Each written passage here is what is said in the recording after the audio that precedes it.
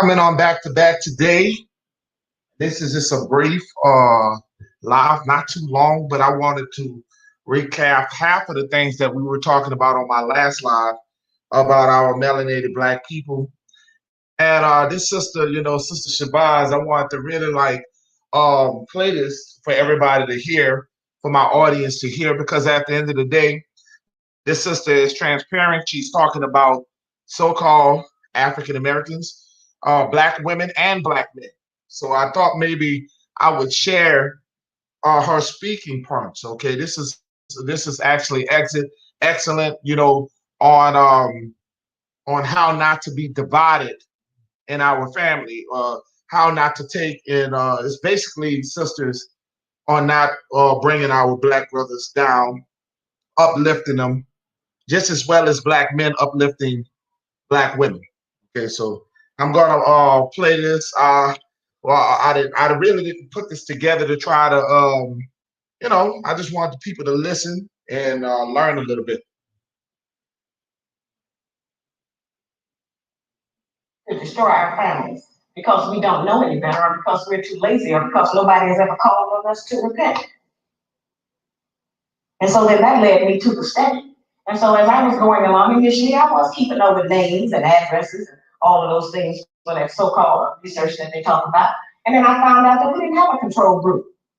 There was not one set of Negroes that I could point at and say, well, these particular Negroes over here, they didn't suffer from the psychological trauma of slavery. So we don't have to deal with that. I found out that all of us had the same problems and that we were not as different as we think we are. We are all doing the same things. We're all practicing the same patterns of behavior. A pattern is something that people follow. It's the right way to go. We have been doing it and approving that behavior between each other because we think, well, this is just how we do it.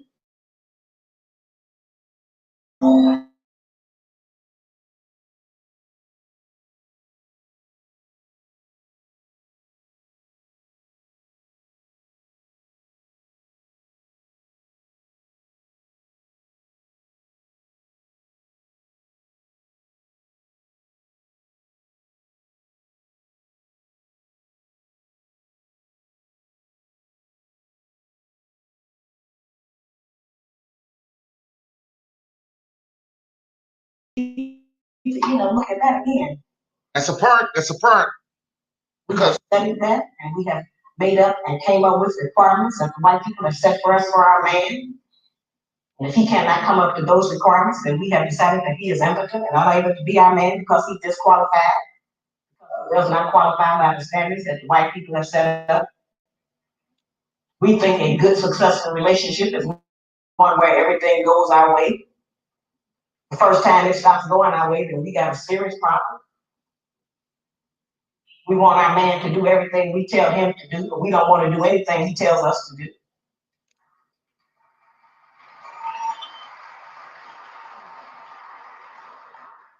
Yeah, it's hard language. And all of our so-called educated class together have never come up with an agenda that brought the people together to try to improve their condition like the black man's got. Not one of them have ever had a program that got all of them, like people talking, got all of them out. Made everybody decide to make a comment, whether they wanted to or not. People are compelled to testify all over the country. I came off the street.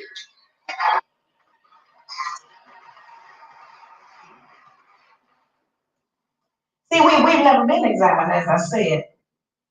And the breakdown of every relationship, each party in the relationship shares one half the responsibility. That's 50% of the responsibility. So yes, the black man is 50% responsible for the breakdown of our relationships. And we are the other 50% half responsible for the breakdown of our relationships. And I ask black women, if you do not want to accept 50% of the responsibility, what percentage do you accept and how does that behavior manifest? And I guarantee you it's already in my book. Because this lists the things that we do. We just never seen it in print. But now we have the equality we've been crying for. They're busted and so are we.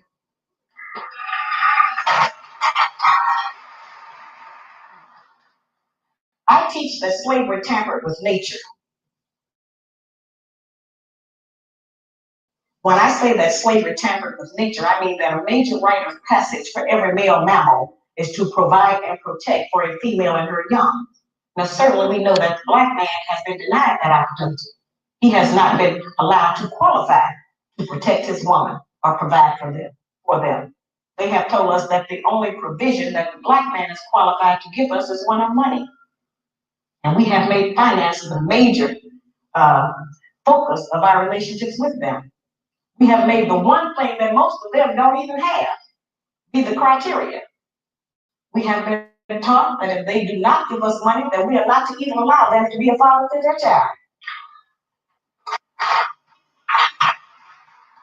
We have been taught that if he does not give us money, then he is not qualified to tell us what to do. We have been taught that if he does not give us money, that he doesn't have any rights in the home. It's whoever is making the money who has rights. That's not our system. The black man provides more in a black home than just financial support. He provides direction, guidance, gratification, fulfillment, and discipline for our children.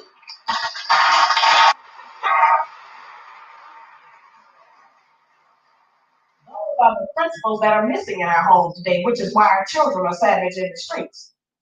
We see those children out there sometimes acting wild and uncivilized and disrespectful because they don't respect anyone because we didn't teach them any respect. We didn't know how. And a lot of times we look at them and we say, yeah, they're out there doing this, and we act like if they drop down out of the sky. But those are our children. We birthed them up out of our womb. They belong to us.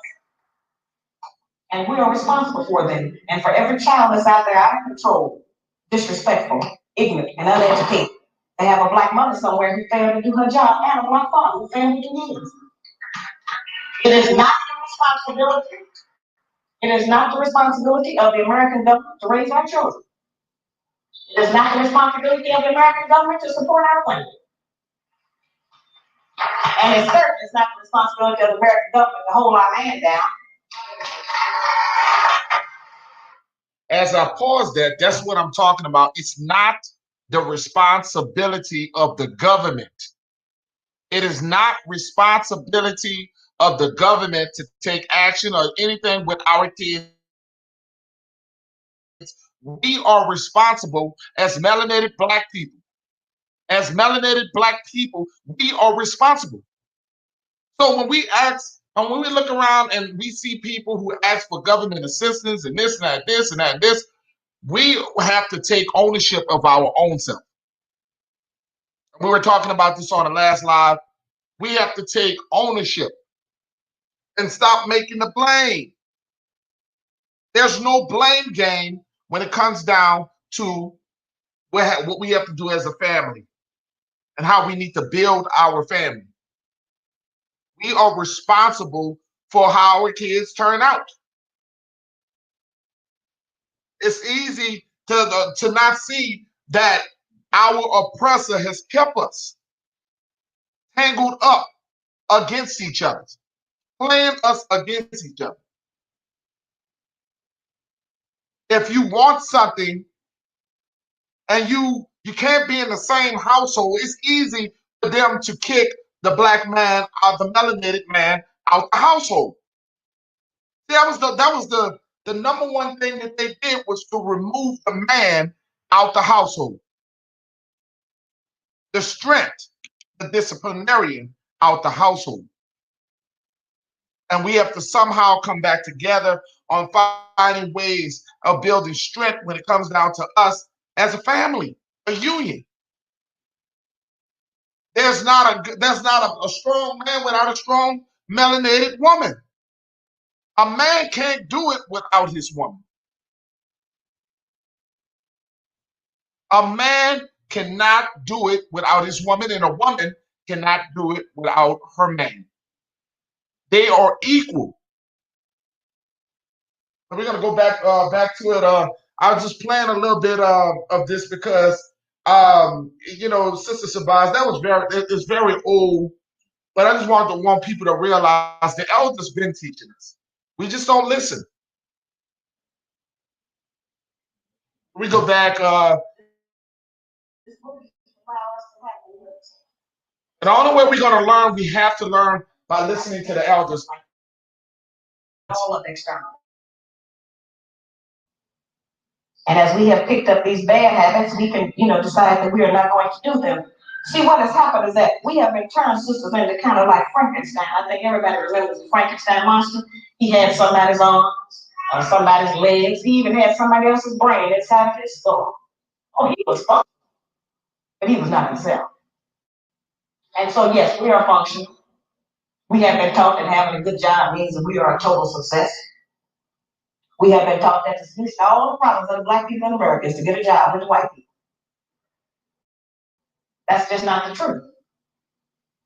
And that's certainly not saying that it is not important for us to have money for food, clothing, and shelter. And it's not saying that we as black women are not strong. I'm here today to represent some of that monumental strength we say we have. This does not mean that we are not strong. We don't have to put our man down in order to be strong. I'm just saying that we have used our strength in the wrong direction. We've been using it against our man instead of for him. If we use the kind of strength and influence that we have in this society to support the black man, won't anybody be able to come against him? But every man is judged by his woman, and if his woman say he ain't nothing, then the whole world believes he ain't nothing. Amen.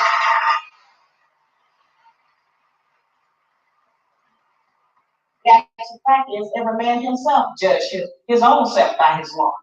He can be out in the world being. And that's the thing right there. And that's what I want people to understand is that when you walk in the streets, a great, your woman see you as strength. When your kids see you as a man, they see you, they honor you, and they are proud to see you. They embrace you. When a great woman sees a great man, she is proud to take a back seat.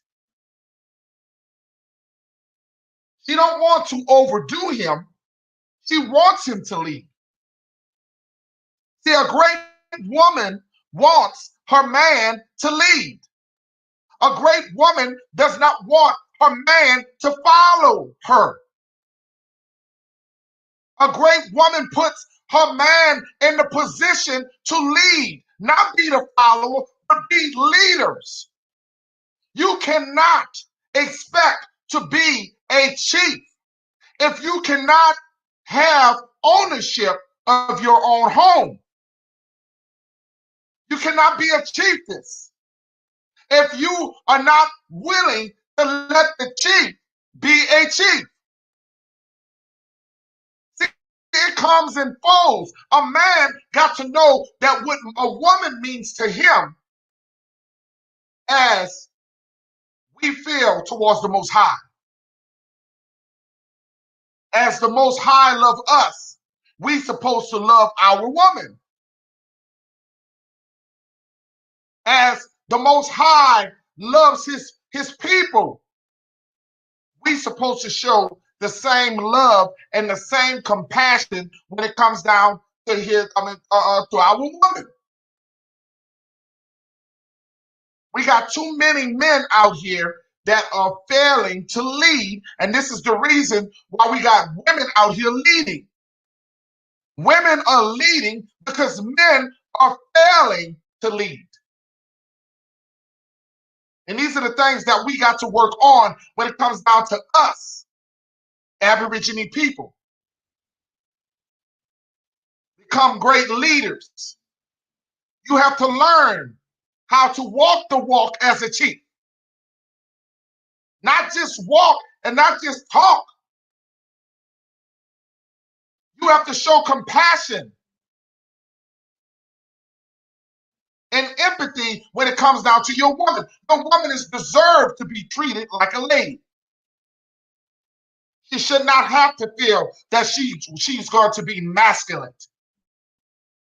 A great woman should not have to be put in a position where she wants to feel like she's the masculine person.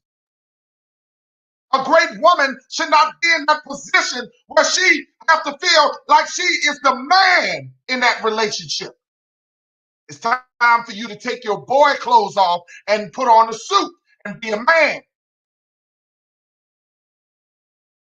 And this is what this live is all about. We're going to listen some more to Sister Shabazz.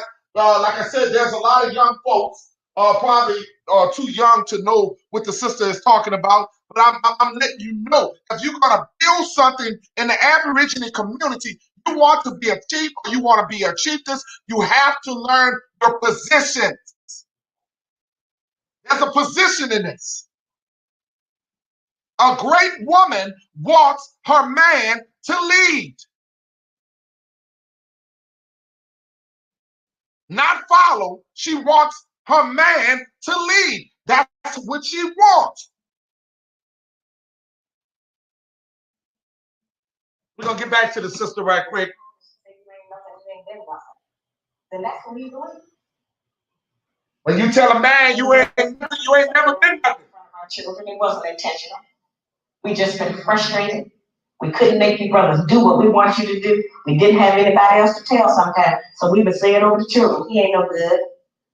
He make me sick. He's stupid. If he loved you, he would be here with you. But every man in here knows that his relationship with his children is predicated on his relationship with their mother. And if they are not getting along with us, they are not going to spend any time with the children. That's just how that is. I talk to brothers around this country, and I have testimonies and tons of letters from brothers who write and tell me that my book made them to decide to try to be a man again and try to have a woman. Now, if you think that's not an important work, I got black men who write me and say, you have made me decide not to have another white woman. I'm going to try to get back with the sisters and try them one more time.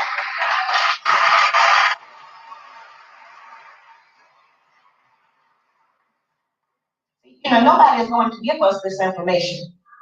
They have us standing around sometime and pointing at the brothers and saying, yeah, that's them over there. They ain't no good. They doing this and that and the other. And it's all negative. And they have us thinking that the black man is going to die. We're going to live on. But that's not how it's going to go. There is still one monolith in the black community, and that's that it still takes a man and a woman to make a baby. So if the black man dies, we all die. And I don't want to die. I want to live. I want my children and my grandchildren and whatever else is coming after Shabazz, I want that to live. We're not on the path of life. We're on the path of destruction.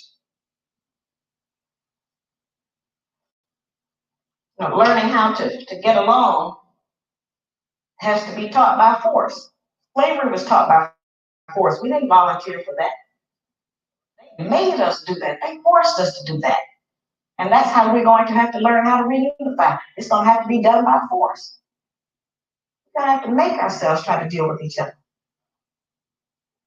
And that's very difficult. It certainly takes a great deal of self-control and love for your nation at large. It's the greatest form of unselfishness.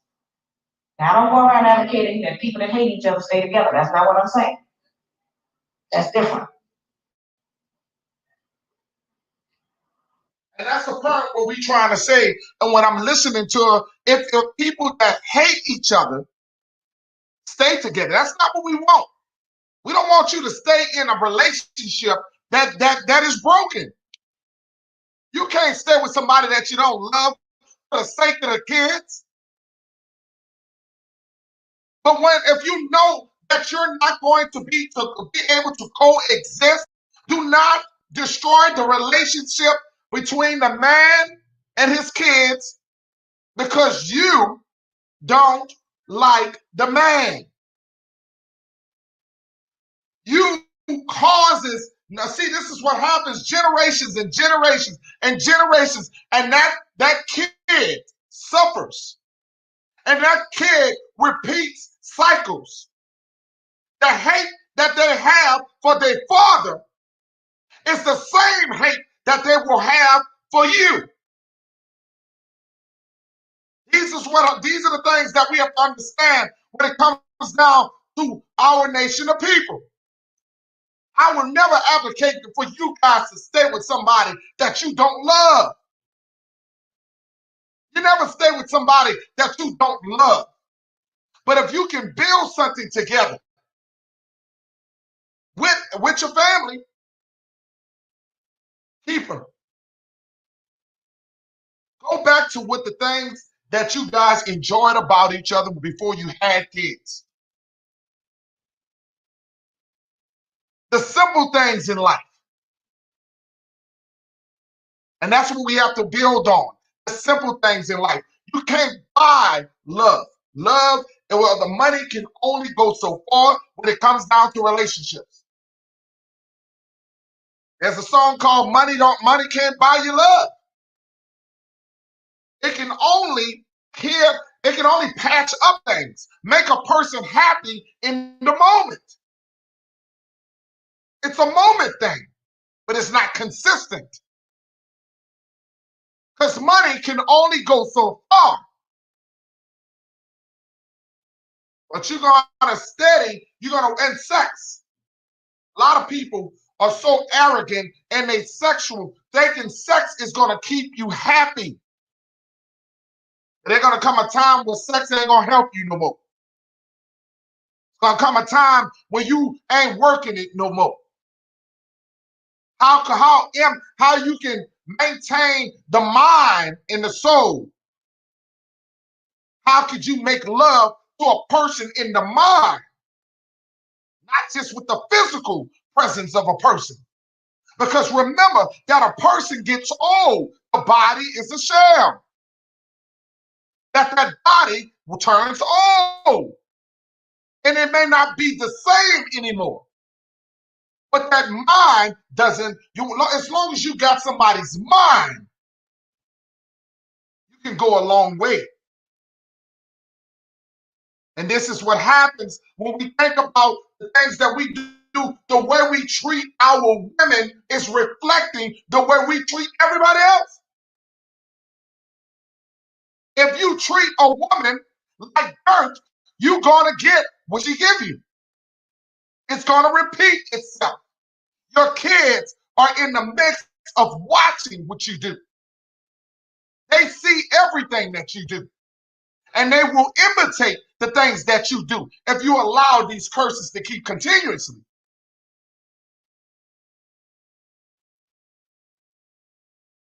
Chiefest son, hour in the house. You ain't gonna never be great unless you heal the wounds with your woman. A man can only go so far, but he will never be great until he has that woman. He'll get halfway to where he needs to be, but he will never be great unless he has that companion that can help lead him to where he needs to be. I'm gonna play this once again. Like I said, this sister, regardless of what I believe in her faith or whatever is her religious background, I believe in righteousness. I believe in the way people talk. So we're gonna continue this. We can't solve a problem or get to a solution about a problem that we refuse to acknowledge that we have. We don't have to be ashamed that we have a problem.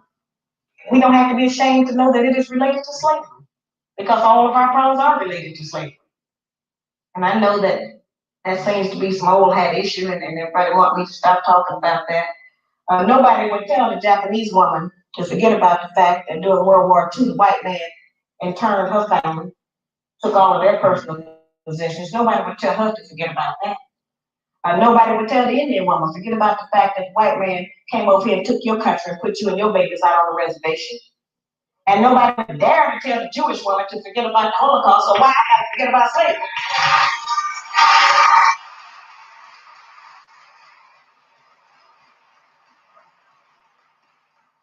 The Japanese and the Indian and the Jewish woman got behind them men, and they had some very terrible histories also. But because they got behind them men and supported them and worked with them, those people are successful today. They own property, they have businesses, they got great land here and abroad, and they have stocks, bonds, whatever America has to offer. They own. See, this is what we're talking about right now. This is the things that we're talking about. If you have a great woman or a great man, they're able to support you on buying land. If you got a divider, you can't get what you want to get. If you got a thinking over here to the right and your heart thinking is to the left, you ain't going to get to where you need to get. There's not a chance of climbing the mountain that you need to climb. If you guys are thinking on the same level, you are able to grow. But you cannot grow and you cannot climb to the levels that you need with dividends, with arrogance. When you got one person that believes a certain way and another person don't care about your dreams, not supporting your dreams. See, Aborigine people, if we ever going to get somewhere,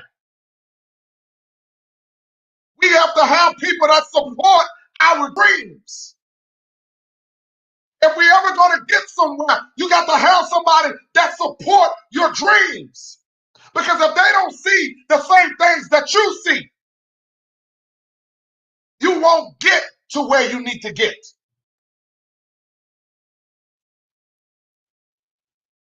Peace and blessings, O'Neill TV. You won't get to where you need to get. Because everything starts with the man and the woman. Dividends will never get you to the place that you need to get in your life. If you have a man that wants that has hopes and dreams of ownership, of dealing with real estate, and you just don't believe that he can do it. But stand behind his dreams. Stand behind your woman's dreams. Whatever dream that they have, stand behind them. What hurt is having marriage when you are divided and you're not one? What hurt is being together if you cannot support the other needs and dreams? What is your part of being together if it's just one-sided in a relationship? If it's one-sided, we got people that we train our kids that the men are the only one are supposed to give the woman. Aborigine people, that when you show love, you give to each other. Don't teach your sons to just buy for women. Teach your women and men to buy for each other. You start that early. It's okay for a girl to buy a boy something. It's okay for a guy to buy a girl something. Love is for both of you, not for just the one person to shine. They make Valentine's Day one of these pagan holidays, but I have to say this is what people do. They make holidays like Valentine, and it all leads to the bed. Nobody really knows what love is. You buy the girl a heart, you buy some chocolates, and then you want something in return. But you don't understand what the love part about it. You're buying her flowers, but it's set up for the bed. Everything sets up for sexually. Teach your kids mentally how to love. You're going to always get to the sex, but it has to start with the mental part. Aborigine people have to understand these things. You can't show love to one side and then the other side feel unimportant. I got my woman something for Valentine's Day. Well, what did she get you? Father's Day, the brother get a little something, the woman get it all. When you go down the middle and you understand what love is more than just possessions. You want to ride or die behind you. You want somebody that's going to ride or die behind you.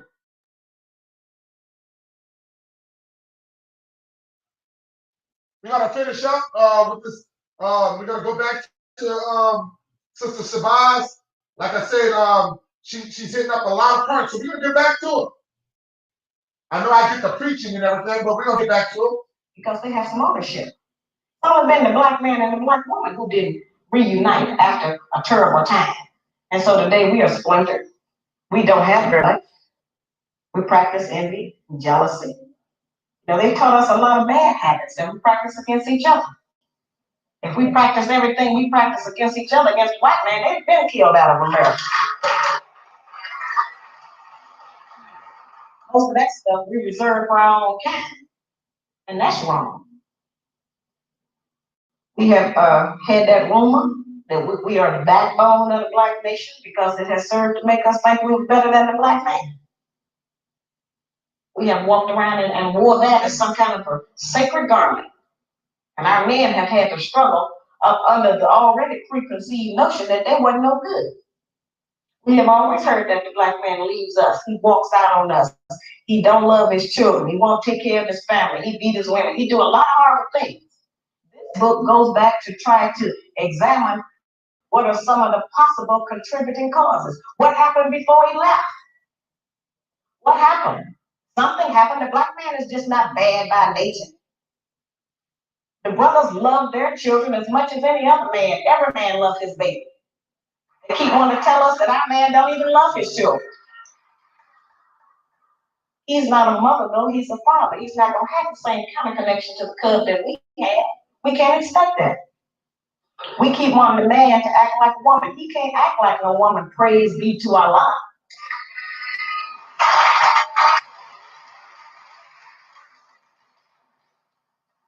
I wrote the book so that the brothers would understand what's going on. And I'm that.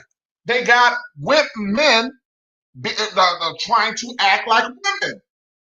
We have some fussy men. They are feminizing our men of weakness. Feminizing our men to be weak. See, I'm not talking about you speaking up loud or you got to do. No, they are weakening the black man. And when you weak the black man, you get a form of weakness. And women are not crazy. Women are not crazy. Women can sense weakness.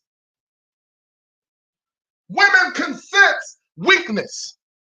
They can sense when a man is not strong to have her back. Women can sense a person that is not going to stand and have her well-being. They can sense it. They can smell the weakness on a man. They can tell if you're strong. They can tell if you're weak. They can sense a man who is strong and have her back. But everything when you look at it on TV, it's a way of breaking down the strength of a man. And it's not just a black man; it's a man in general being broken up. Men don't know how to be men. It's almost a shame that a man feels that he can't cry, because that is a form of weaknesses.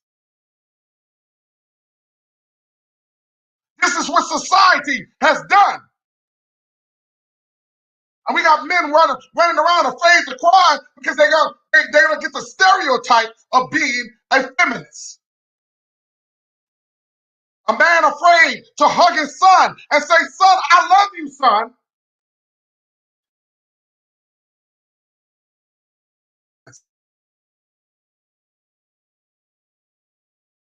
Aborigine people, we got to take back our people and not allow these dark entities to come into our life. These dark entities to come into our life and keep on destroying our melanated, indigenous copper people.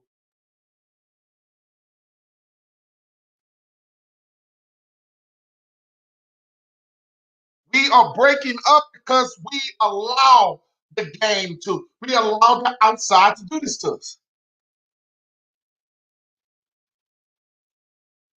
And there was a great strategy by our oppressor, and it started with breaking down the black man so our melanated copper black women would not respect us.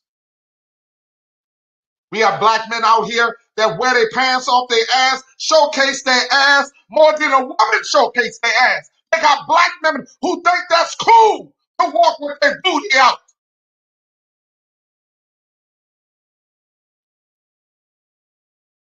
Everything that they do, even in the rap game, is feminizing. Butt breaking, feminized. But you expect a decent black woman to want you when you fighting in the mirror with your woman, or who gonna look the best in the mirror. You're in the mirror all day long, more than your woman is. The breaking of melanated black men has already started. We have been a copying nation of people. We have followed.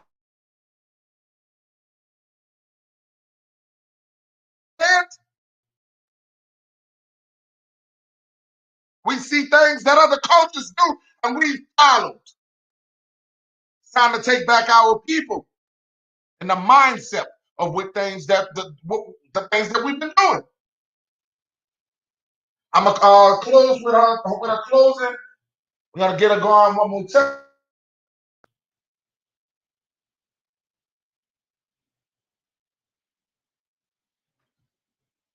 He can't handle us. He can't handle me. They haven't known what they were handling. They didn't have that information. The book is really a book that puts the black man on point because it tells him what he is allowed to happen to his woman and his children.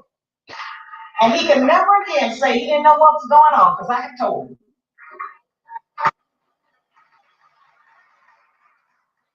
Yeah, it's never been an issue about whether or not the book is true or not, brother. The issue has been that I was not supposed to tell. But that's the missing information. And I was willing to come out here and go through whatever was going to be required. It was going to reunite some of our people. If we can get one or two black families in every town to start functioning differently, make a better man and a better woman, then this campaign is worth it. It's worth it for our entire nation. I didn't just donate money to Marvin Collins School because this is my hometown, or because I wanted to put it in my mother's name. But we must have our own black schools to educate our own children.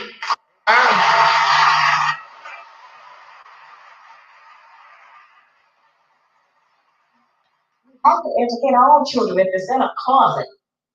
I would rather support them, have my own kind, trying to teach my own kind, than sending them out there into the white people's school, let them tell them all kind of nonsense that they want to.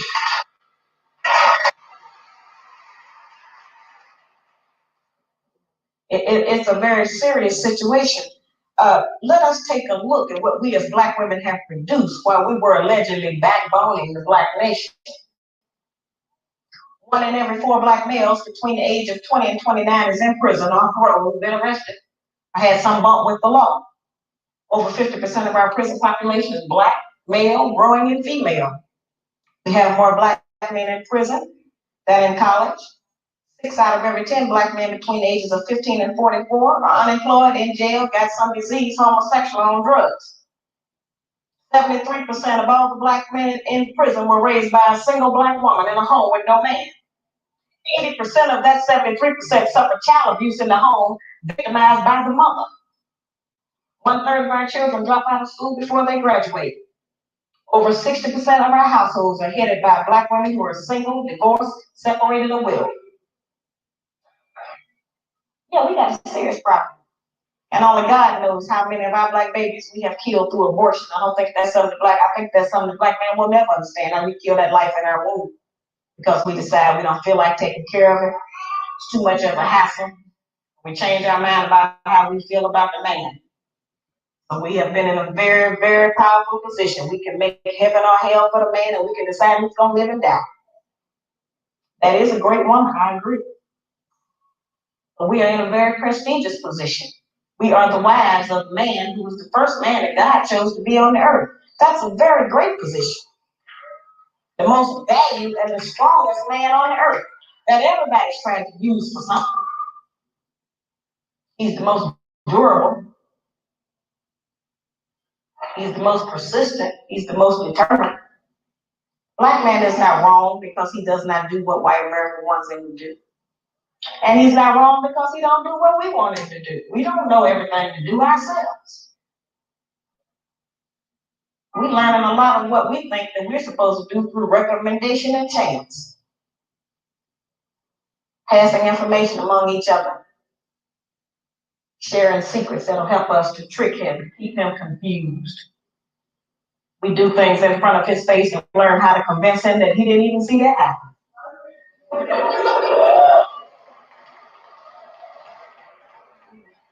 Just serious situations. This is the first platform black man has ever had to air his grievances about a black woman because nobody would ever listen to him. They listen to us. We have had many complaints. Many of them may be true, but they have complaints against us too. They've just been too cool to deal with it like that. And then God sent Sister Shabazz. We're going to deal with it now. History can't be complete without dealing with it. We cannot let the history live and die and record that we were all right and they were all wrong, because that's just not the way it is. We are good people, but we are both going to be a good people. And I hear, women around the country tell me, say, well, you have insulted black womanhood. And now anybody from any foreign country or anybody who picks your book up is going to think that all black women are like that. That's impossible. Everything I list in the book is visual and audible. You can see it or you can hear it. So if you don't see it or hear it, it ain't there. But if you see it and hear it, which you will, it's present. So there's no danger that somebody's going to look at one of us and think we are doing the things that I described in the book. Because you can see if somebody's doing that or not. That's not difficult to be able to read a person on that. The book certainly does not give the black man any rights over us in a certain kind of a way, because no man can begin to try to get us together until he look at himself in the book.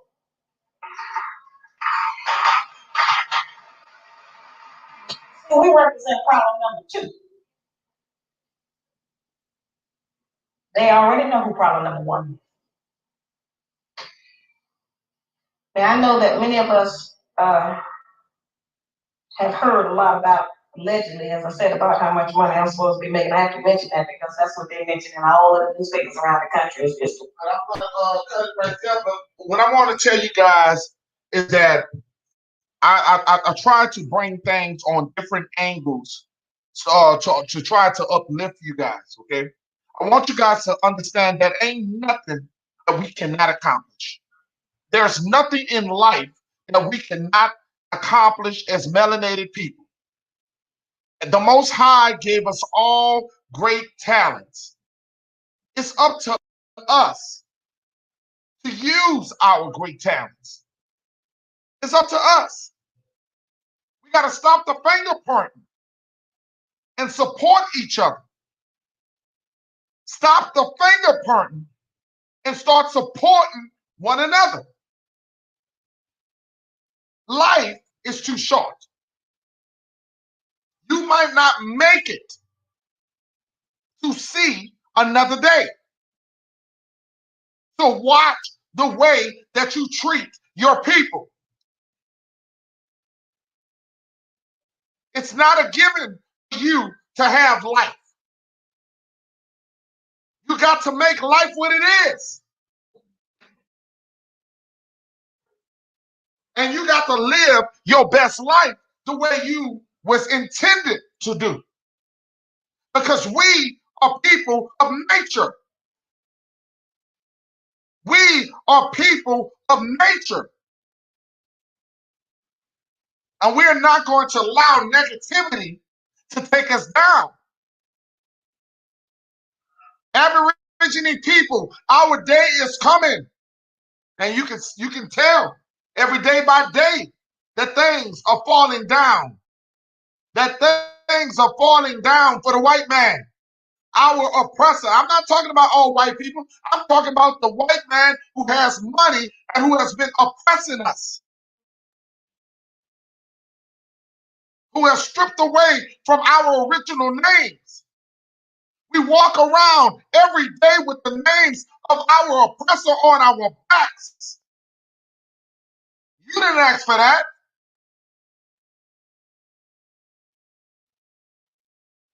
dig deep in your family and start looking, and the truth will hit you right in the face. And you will realize that you are not an immigrant in your own land. That you are not a refugee in your own land.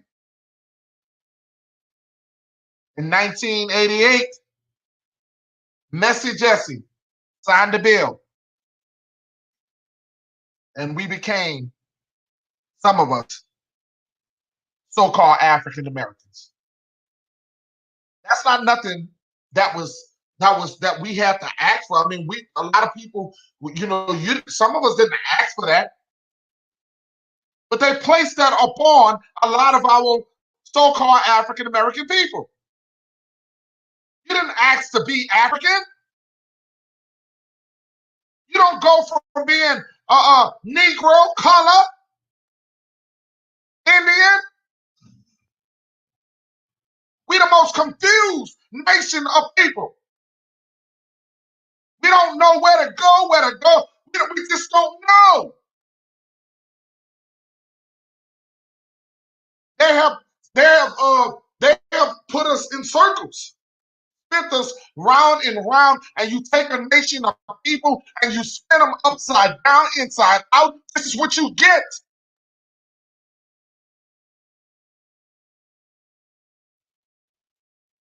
And we are still trying to find out who we are. Some of us know who we are, but there's a lot of others who don't know who they are.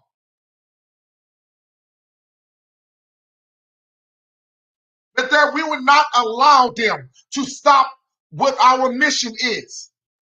It's to get back what was given to us in the first place, our land. They can't take it from you unless you just give it to them. You do your research. They can't take you and bring you to somewhere that you don't belong. They tell you to go back. You look at all the nationalities. You look around and you go around. You don't see people European American. They don't call themselves European American. You don't see Chinese. The Chinese going around calling themselves a Chinese American. They don't call themselves. We're the only one that has to go with a continent and a country at the same time. We're the only one walking around like that. We're the only ones walking around with a country and continent at the same time, and it doesn't make any sense. It's ridiculous. But I'm going to close, and I want to thank you guys for coming in and listening to Sister Shabazz. Time and time, I'm going to start bringing on, just bringing up some old stuff with the elders and everything. Just listening to the elders, you know what I'm saying? I think a lot of the young people wasn't even born in the 80s, in the 70s. They didn't get a chance to see some of these great people talk. I think it's time for us to start letting them relive some of the things that they never saw. Some of the things that they can learn from our elders. And we got to learn that, you know. But I'm going to close. I'm going to close with a little something. It is what it is. But I'm going to close. And I want to tell you guys that I am grateful. Thank you once again for keep supporting my channel, because my channel is it's going off the chain because of you guys. And it's getting bigger and better. It is what it is because of you guys. I'm out of here.